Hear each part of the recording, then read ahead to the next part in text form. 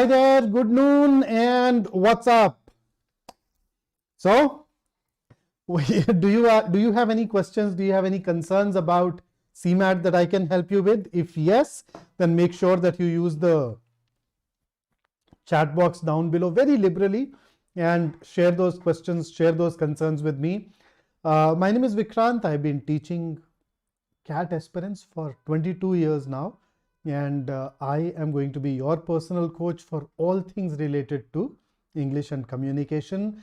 And you are on BYJU'S exam prep channel that is dedicated to the success of all the MBA aspirants, especially you. So if you've not subscribed to our channel yet, do subscribe at the earliest and press the bell icon so that you do not miss out on any session whatsoever. And today we plan to talk about how you can best deal with the language comprehension section of the CMAT. So when it comes to English, I think different exams use different labels. So some exams will call it VARC, some will just call it English, some like CMAT will go ahead and call it language comprehension. So whatever it is, the name may change, but at the end of the day, we need to look at the syllabus, we need to look at the kind of things that get asked and prepare ourselves accordingly. So I'll also go ahead and give you a rudimentary, a basic preparation strategy for VA, along with talking about our test taking. So let's start with the overview. It is going to be a long, lengthy 180-minute test, which gives you 100 questions, and the marking scheme is +4 and -1. Now, these 100 questions last year were divided into 5 sections with 20 questions devoted to each one of these 5 sections. So here are the 5 sections. So innovation and entrepreneurship was introduced in 2021 as an optional section. So the other 4 had 25 questions each. But last year they made it mandatory. Let us see how it pans out this year. So you'd have these 5 sections to deal with. Now you and I, and there is no sectional cutoff. There is no sectional time limit. Some colleges may have their own sectional cutoff. That's a different story. But as far as this particular exam goes, there is no sectional cutoff as such.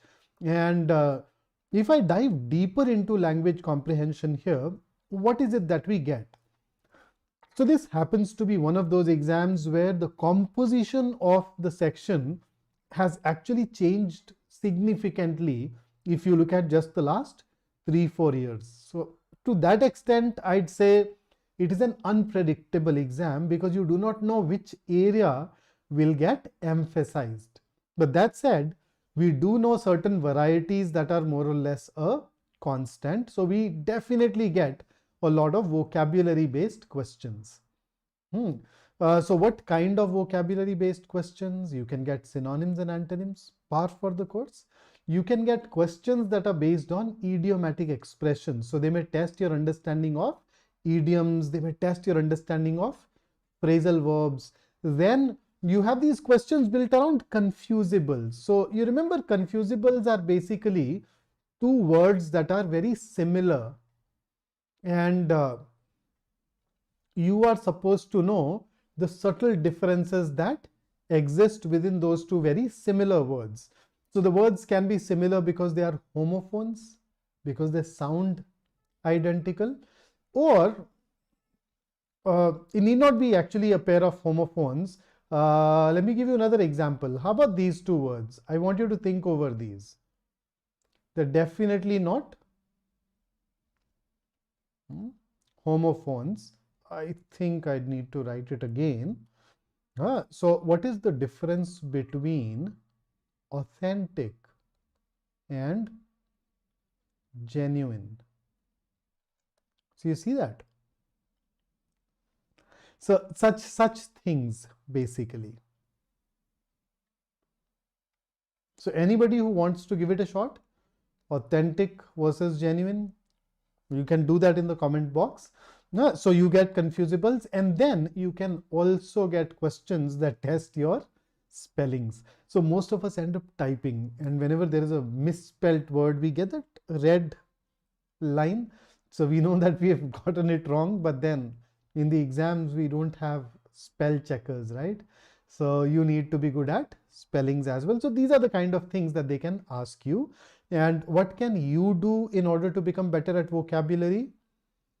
Remain consistent, remain regular. Do something about vocabulary every day. So I'd say that we definitely have at least 30 days to the exam, isn't it? So if you can learn 20 words every day for the next 30 days, you will have 600 additional words in your kitty. And in case the exam happens even later, you would actually end up adding even more words. But then it is possible only when you show up for work every day and learn those 20 words. So the basic strategy is learn at least 20 words every day. You can learn them from word lists. You can learn these 20 words through any of these association based methods. Where you learn it from is immaterial. The only key thing is that you go ahead and learn it every day. Then we of course get quite a few grammar based questions. So you typically get a lot of error identification questions where they'll give you a sentence and ask you for which part has a grammatical mistake, or they may underline one part of the sentence and then phrase it in 4 different ways, and they'd ask you to choose the right way of phrasing that underlined part, the grammatically correct way of underlining that part. So that kind of error identification. So they'd ask you questions based on prepositions, subject verb agreement, pronouns, verbs, especially tenses. These are some of those popular areas for CMAT exams. But then you may also occasionally get a question that asks you to change the voice of a sentence. So they may give you a sentence in active voice and they'll ask you to change it into passive, or similarly, they may also ask you to change the speech. Remember narration, direct speech, indirect speech. So these are the areas that you definitely want to focus on if you are a serious CMAT aspirant. Okay. So Tanya says, from where to learn vocabulary? Dude, word lists, association based methods. There are plenty of word lists around. Remember Barron's GRE word list. And then I think a lot of us already know about word power made easy. So if you haven't gone through that, you can probably start with that. And then Aman has a question. What to focus more in CMAT in VRC? Aman, that depends. That is why I initially said that the composition changes. So we get grammar based questions, we get reading comprehension, we get sentence jumbles and para jumbles, and then occasionally we have also seen critical reasoning. Now just to give you further detail, Aman, reading comprehension has typically been 25% to, let's say, 60% of the section. So you look at the huge variety, right? So if I talk about, say, 2021, in 2021, the English section in CMAT had 25 questions, and out of these 25 questions, 14 were reading comprehension questions. So they were spread over 4 RC passages. But if I talk about last year, we had 20 questions in the language comprehension section, and out of these there were only 4 questions that belong to RC. So we had just 1 passage. So you see that? Similarly, if you look at 2020, we once again had just 1 passage. So it depends. So if you say which area to focus more on, I'd say you can get somewhere between 1 to 4 RC passages. So let's just put it this way. My guess is we can get anywhere between 4 to 12 reading comprehension questions, but the rest of the questions are going to be from vocabulary and grammar and occasionally sentence jumbles and para jumbles, and rarely critical reasoning. Okay, but when the number of RC questions goes down, usually you will see that the questions that are asked are indirect in nature. So more of main idea questions, more of inference based questions. That's how it generally pans out. So they do increase the difficulty level a bit when it comes to RC when the number of questions goes down. Okay, so Aman, I'd basically suggest that if you're writing the exam, and that's for everybody, all of us, when you write the exam, always start with those areas which are less time consuming. So for me, those areas are vocabulary based questions. So when I look at language comprehension, I always start with vocab based questions. They typically take me around 20, 25, maybe 30 seconds. And once I'm done with that, I move over to grammar based questions. Then I look at sentence jumbles, if any.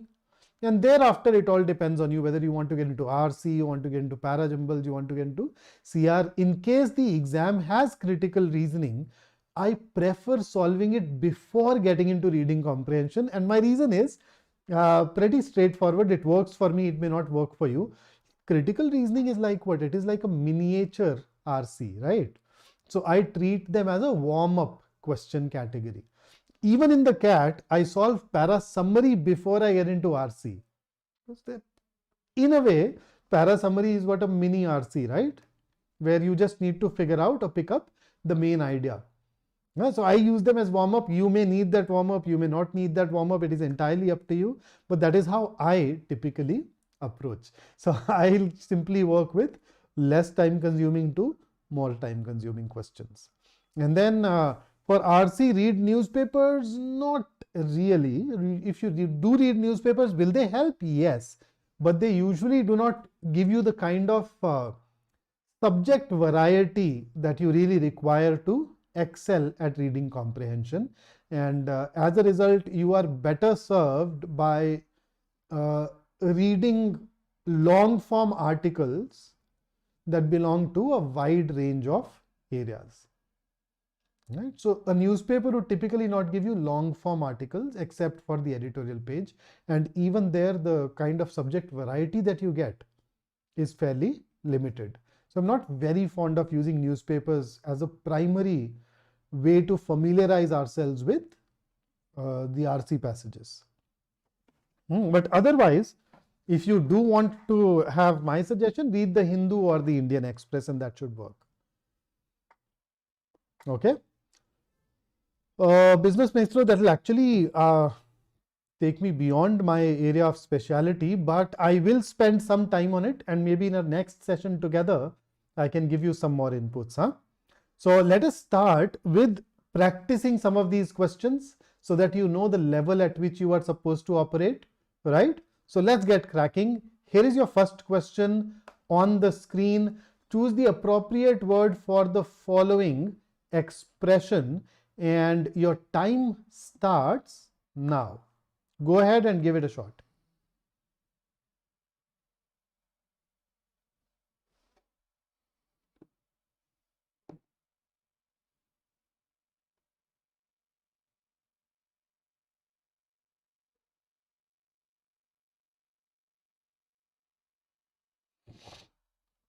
Okay, so I have one answer. That's really fast, huh? That's really fast, Business Maestro. All right. So a person who can speak many languages, that person is called a polyglot. So a person who can speak or understand many languages. Glot basically means tongues, poly is multiple. So speaking in multiple tongues, right? What are these other words here? What is potable? Potable is generally used for water. So water which is fit or suitable for drinking is called potable water. So you can put it in a pot and then drink. Okay, plebiscite. Plebiscite is where you ask the common people for what they want to do. So when you conduct a direct vote of the qualified voters in a particular region, in a particular state, where you want to take their opinion on some important public question, then it is called plebiscite. And it actually comes from a simpler word, plebeians. A plebeian is a common man, so plebiscite is voting procedure where you want to know the opinion of the plebeians, right? And then you have paramour. So what is a paramour? Anybody who can tell me who a paramour is?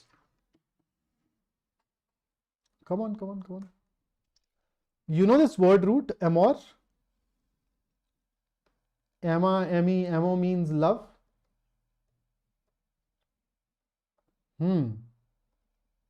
So,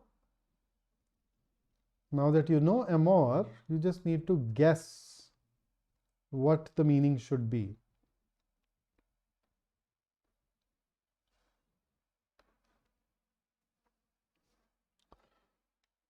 Yes, Abhiram, UN had recommended conducting a plebiscite in Jammu and Kashmir, but we know what happened thereafter. Okay, so paramour is basically a lover.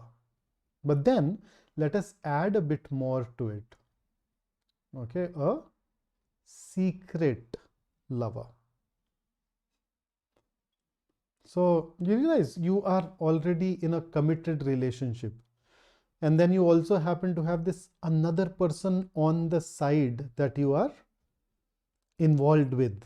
Then that other person will be your paramour. So I shouldn't even say secret lover. I should actually say in a way an illicit lover. हाँ, वो पति पत्नी और वो में जो वो है, that's a paramour. Huh? I have heard some people use this word side chick. I don't know what the equivalent of a man, a side chick man is, but then let's see. So that's what paramour is. Okay, let's move over to the next question on your screen, and your time starts now.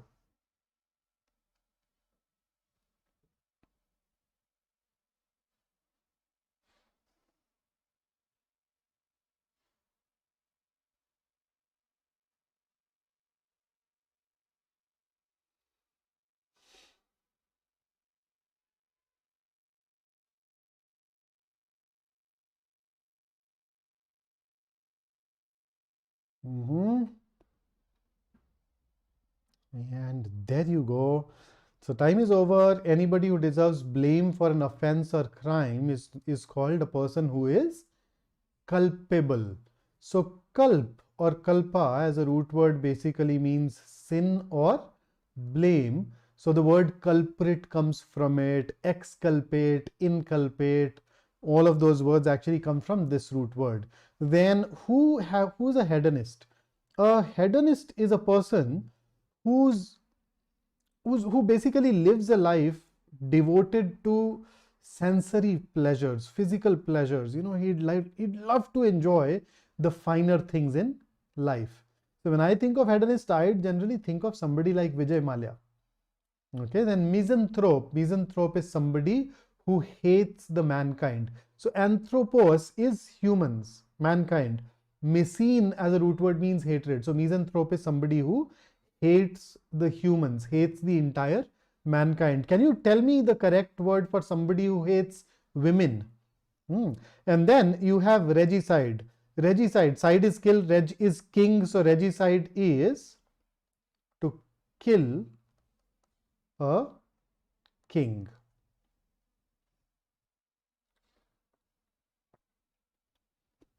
Come answers आ रहे हैं यार, कम answers आ रहे हैं. Expect more answers. Right, so make sure that you keep sending those answers fast. Here is the next one. Question number 3 on the screen. Yes, business maestro, that is correct. The somebody who hates women is called misogynist, and the hatred of women is called misogyny. Just to make it so, misogyny, misogynist. Make sure that you pronounce this G here correctly. So misogyny, yes, absolutely. Fantastic, guys, huh? So I think Dhirendra, Business Maestro, Rudrajit, all of you have managed to get it right. Here is your next question, and your time starts now. Look, I told you that you need to learn 20 words a day. I'm sure our quota of 20 words will be met by this session itself. And if you too put in some extra effort, you go on and learn 20 more. Abhiram, you can always go back and watch that section again. I mean, that's the good thing about YouTube, right? Okay, Abhiram, that was fast. And correct. Absolutely, guys. So, Abhiram, Abhay, Mohit, Ruchi, absolutely, yeah. You guys have aced, nailed this question. The correct answer is deja vu. So, deja vu is this weird feeling when you feel that you have seen something before or experienced something before, even though you have not. So that's deja vu. Then let's have a quick look at these other words. Option A is avant-garde. Avant-garde.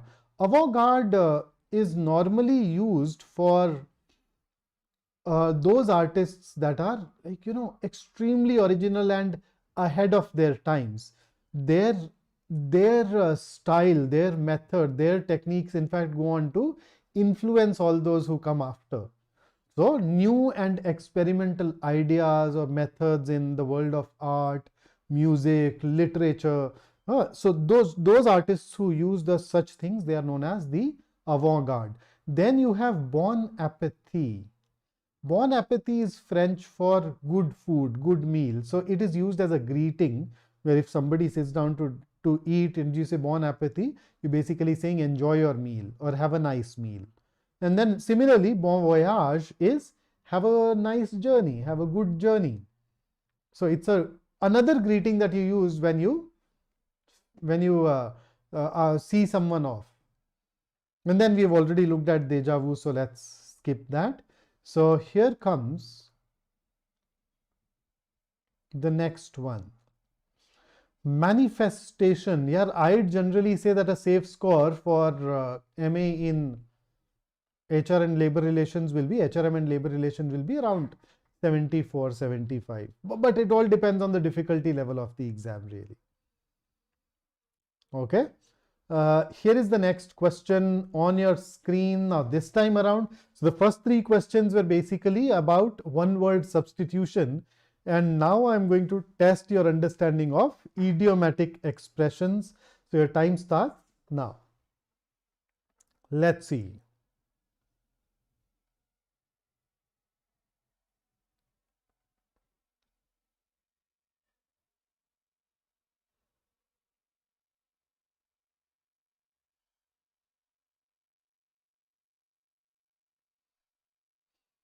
Mm-hmm. 5 seconds to go.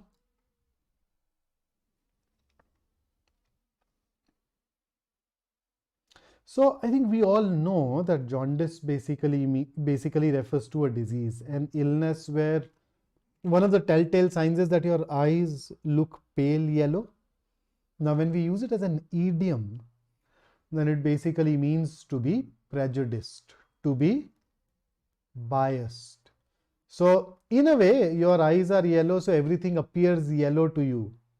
Whereas in reality, those things are not yellow. That's the connection that we have between this idiom and its meaning. So when you're biased, when you're prejudiced, it means you have a jaundiced eye. You have a jaundiced worldview. Okay. So the correct answer here should be option A. And here comes the next question for you. A rift in the lute, and your time starts now.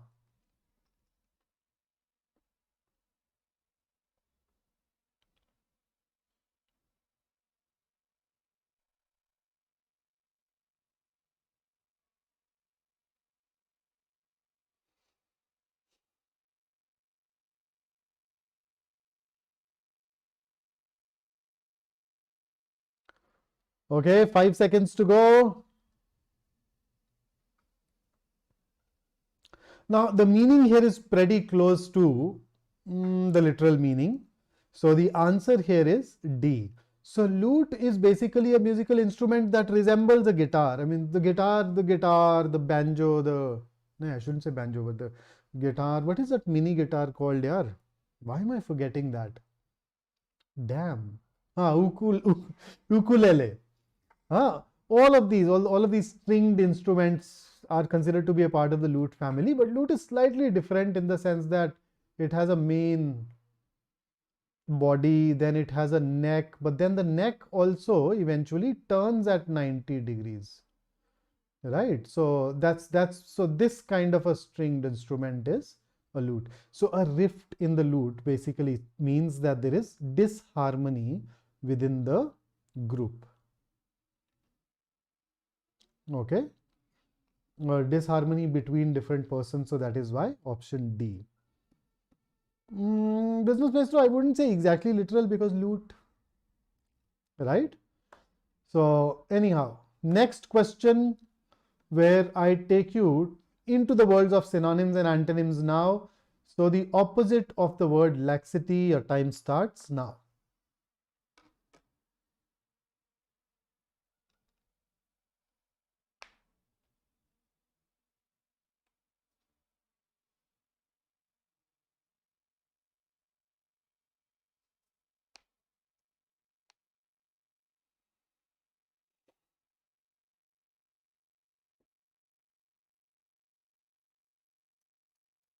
Oh, Poonam says, why not be in the previous question? यार अब हर एक word का हर एक idiom का अपना meaning होता है.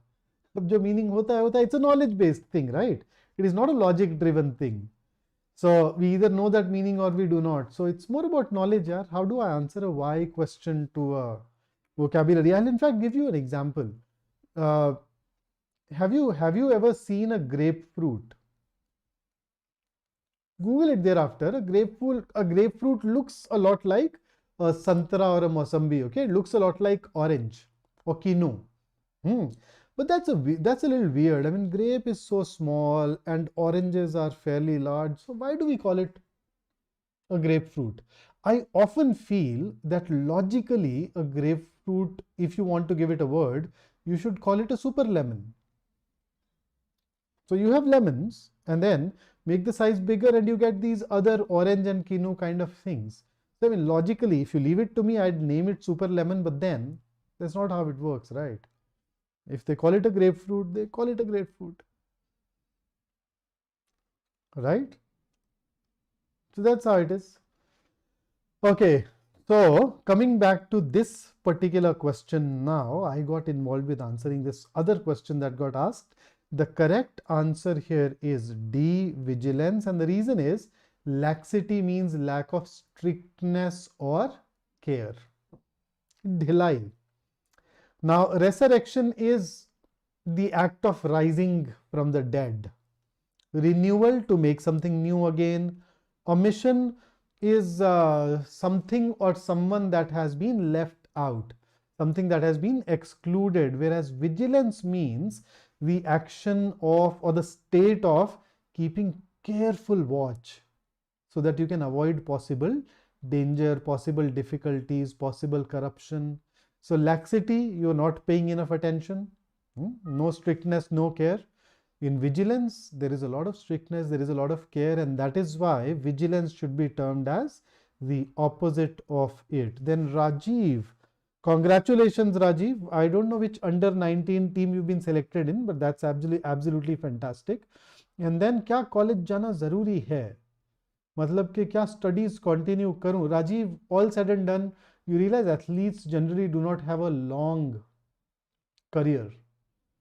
So assuming that you're talking about, say, cricket, you'd probably be playing till what, max around 40.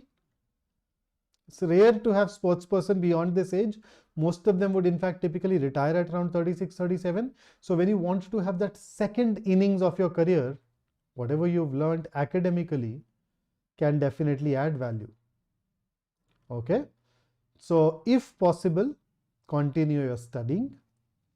And then hopefully when you start the second innings, this can come in very handy. Okay, next question. Litigious, and your time starts now. Ranji and Dalip Trophy. Oh, pretty interesting, man. Very interesting. Although your life will become very hectic, but you can manage it. Yeah?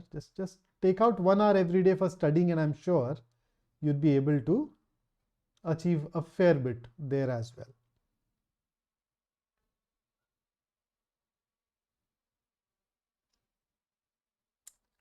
Okay, 5 seconds. Where are the answers, guys? Okay, so what do we mean? Okay, Okay, Poonam, I see that. So Poonam is indeed right. The correct answer is unaggressive. Who's litigious? You know, litigation is court case. So somebody who's litigious, it means that he is always quick to take legal actions in order to settle disputes. He'll keep filing cases against others. You know, so somebody who tends to or is too ready to take legal actions. Then you have disputations, heated arguments. So kind of in the same ballpark. If somebody is combative, he's always ready or he's always eager to fight or argue. So it can be termed a synonym. So not an answer. Unaggressive is somebody who's peaceful, will not file cases, will not like to argue. And then you have this other word, eristic. Eristic basically means related to debate or arguments. So I think it is closer to litigious. It is closer to being a synonym than being an antonym, and that is why we ruled that out. So correct answer here is 7th, unaggressive. Here is your next question. Question number 8 on your screen, but this time around you're supposed to talk about a synonym. So your time starts now. So no longer an antonym, guys.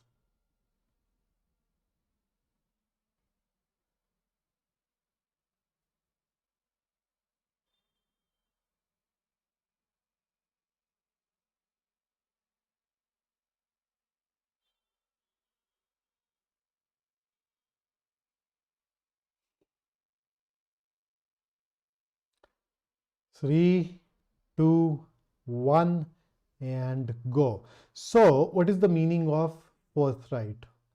Forthright is used for somebody who's very direct and outspoken. Somebody who'd state things as it is without sugarcoating them. Now let's look at the other words. Devious. Devious means somebody who very skillfully uses these underhand tactics to achieve his goals. So he may engage in things which are not exactly moral, which are not exactly ethical, but he'd be pretty skillful in using all those things. So these people are not going to be straight shooters, right? So we can definitely rule it out as a synonym. Candid. Candid once again means somebody who is frank, somebody who's truthful and straightforward. So this can be a synonym. Subtle. Subtle is indirect, whereas forthright is direct. So it cannot be a synonym. Evasive. Somebody who tries to avoid things or escape. Somebody who tries to avoid giving you a straight answer. Evasive reply is a reply where you're not stating what you really want to say. So definitely not a synonym for forthright, and that is why the best answer, in fact the only answer that can be, only word that can be termed as a synonym here will be candid. And with that, let us move over to a slightly challenging question. Should I? No, Abhiram. Verbose is somebody who uses more words than necessary. Cogent is somebody who makes very persuasive arguments. Okay. Here is the next one. Question number, asked in TISNET yesterday. I forgot to ask. How many of you did write the TISNET and how did it go for you? The rest of you can focus on this question, slightly more difficult, and your time starts now.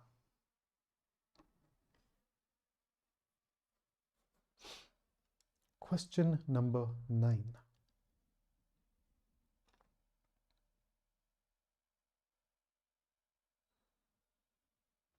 Okay, manifestations. Tougher as compared to previous years. Oh, it's all right, yeah. Then the cutoffs will go low. Oh, acha, that is why somebody asked me about the cutoffs. I did not really look at the question paper yesterday. I had some medical emergency that I was caught up in, so I could not track it. My bad, man. My bad, huh? Okay. So coming back to question number 9, cavort. Let's look at this word first. Cavort means to jump or dance around excitedly. So you notice to jump or dance around excitedly. That's cavort. You also have this other word called covert, which is surreptitious, which is secretive, which is clandestine. Okay, so these are absolutely different. So now that you know the meaning, I think the answer is pretty obvious. It should be jump. Right? Here is the next one. Question number 10 on your screen. And this time around, let us introduce a bit of context into our questions. And your time starts now.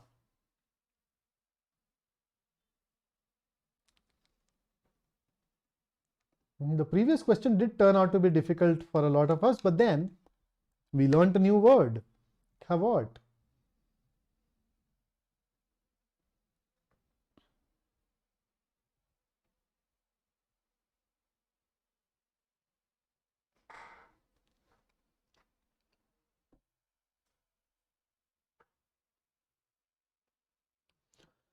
All right, so the cream of the crop basically means the best.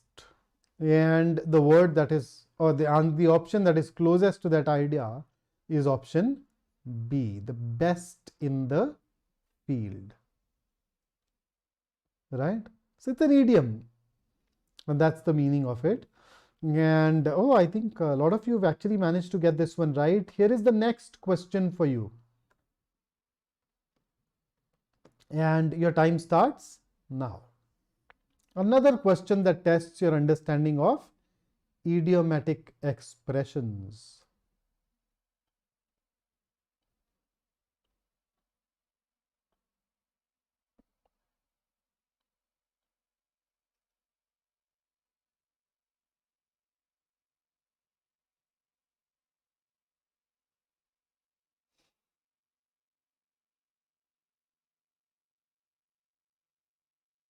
And your time is over. To give her the sack basically means to fire, or a politer expression will be to ask someone to leave the job. Another idiomatic expression that we use for it is to give someone a pink slip. Okay, so all of these. The meaning of the word whimsical. Whimsical is crazy. Whimsical is somebody who is way beyond normal. So it can be used in a positive sense. There are times when people are very playful and unusual in a positive way, so you can use it. But normally we use it in a negative sense, because so basically whimsical is unusual and strange. You may find it funny, you may find it annoying. It is normally used to refer to the traits which are annoying, and that is why need to give her the sack would typically be to fire. Okay, but here even otherwise I think it is the idiom whose meaning was basically being tested. Okay, so that's about a lot of different varieties of vocabulary based questions. Now there is a question type that we do not get adequate familiarity with, and okay, I'll introduce you. Okay, so that question type is rearrange the various segments to form a coherent sentence. So this question type is basically sentence jumbles. So what does the examiner do here? The examiner will pick up a sentence, he will break it into 4 or 5 parts, then there are going to be options, and your job is to pick up the option which gives you, which arranges all those segments, all those parts in the most logical, the most coherent manner. Okay, so unlike parajumbles which are driven more by logic, I think sentence jumbles are driven more by your understanding of grammar or syntax, right? So you know that in English, your sentence is supposed to have a subject and a verb and an object. So that's the basic sequence. Now the subject is a noun or a pronoun, the object is a noun or a pronoun. So you can add adjectives to these, right? So you can add adjectives to describe those nouns or pronouns. You can also add adverbs to describe verbs. So in case there are multiple adjectives or multiple adverbs, you are supposed to know their sequence. Adverbs, adverb of manner, place, time, frequency, where exactly they go within a sentence. So such things. Then you can have multiple clauses in a sentence where they are joined using conjunctions. So such things would typically come into picture. So ideally, you would like to approach it as a grammar or a syntax question, but that can be time consuming. My usual suggestion to deal with sentence jumbles is use the options. So your options give you 4 sequences. Read each one of those 4 sequences and hopefully you will have your answer within a reasonable amount of time. And mind you, it is just a sentence, so you won't be taking long to read it. Okay, so because we have not been introduced to this question variety a lot, I thought that I'll include some of these questions in my session today. So here is the first one. I do not have a timer for this question. I will wait for 3 answers. Once I have 3 answers, I will start the discussion. So go ahead and give me those 3 answers rather quickly.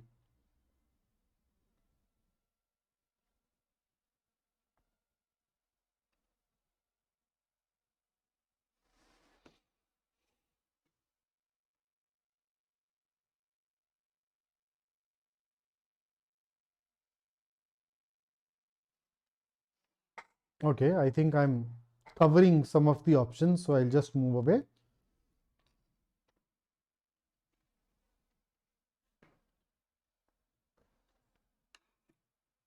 Where is the answer? Answer. Come on, what happened? Where are the answers to these questions? This particular question.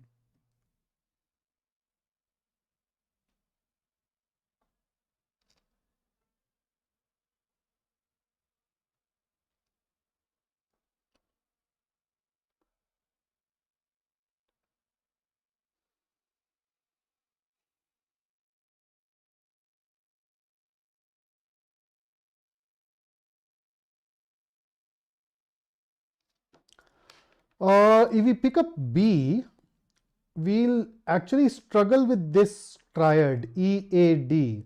Did reflect in macroeconomic numbers. 2, a gradual opening of the windows in the subsequent months with the economy moving from the stage of a total lockdown in April. EAD, there is no coherence here. Moreover, if you look at, okay, BC is fine. So when it comes to BCE, that part is okay, but EAD, that is where the problem lies. The most suitable way of arranging these segments is C, because if you look at these 3, they are logically arranged. So you had economy in total lockdown to a gradual opening up of the windows in subsequent months. Then look at this comma. So the movement from one stage to another did reflect in macroeconomic numbers. So when you look at C and E as a pair, you would realize that you need to have something coming beforehand that talks about that movement from one stage to another. So BDACE is a more logical, more coherent way of arranging this. Chinmay, that will definitely help. Besides, we'll also have a lot of sessions on GK, right? We did them for TISNET, we're doing it for CMAT, we're doing them for Maharashtra CET. And when it comes to GK, you'd find it useful for all of these exams. In fact, even this session that we have today will help you for Maharashtra CET. Okay, here is the next one. Read all the 4 before you make up your mind, guys. Come on. 3 answers. Give me 3 answers.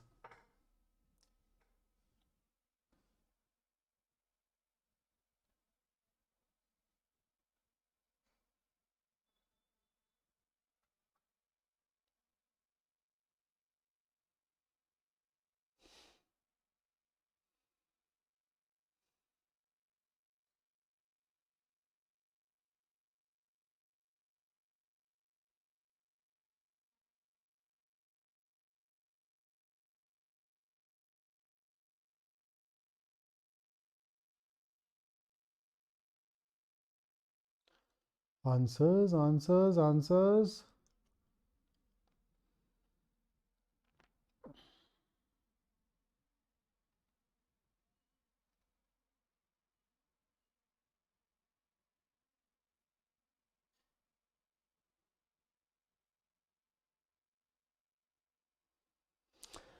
Okay, so the correct answer once again is option C, where B and C were very close. Both of them start with E. The election must be about restoring politics. Now look at this logically. Can an election restore politics? It can be about restoring ideology and reason, yes, at the center of, and then you can put in politics. And a reclaiming of the constitutional center founded on a liberal, secular, progressive and dignity based heritage. So I think B plus D is something that is pretty obvious. So if you choose B, the problem will be this. Going from C to A, you will hit a jarring note. Restoring politics and reclaiming of the constitutional center, ideology and reason at the center of. So here is the C and A. That won't work. So that's why option C. And here is one last sentence arrangement question for you on the screen. Give it a shot and then we'll move on. So what's your take on question number 14?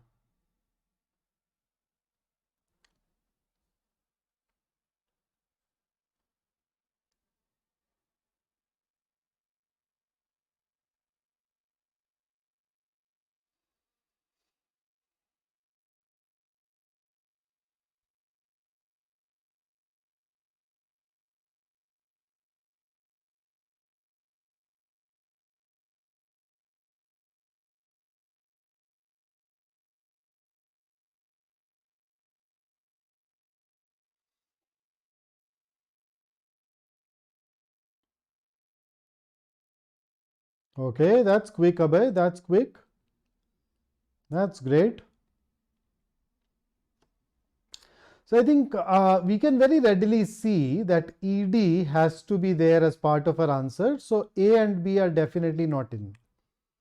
And I think you've definitely chosen the right one this time around. The correct option is indeed option D. So that's the best way of arranging these to form a coherent sentence. So make sure that you practice more of these questions and get a hang of this, get a handle of this. It's all about familiarity. Otherwise, I'd say to anybody who reads a fair bit, this is going to be a reasonably easy question to answer. Okay, so if you think that this session has helped you with your CMAT preparation, a like from you will be chamatkari, CMAT chamatkari. So make sure that you like this session, and please also share and subscribe it among your community, among your group, among your gang, among your coterie.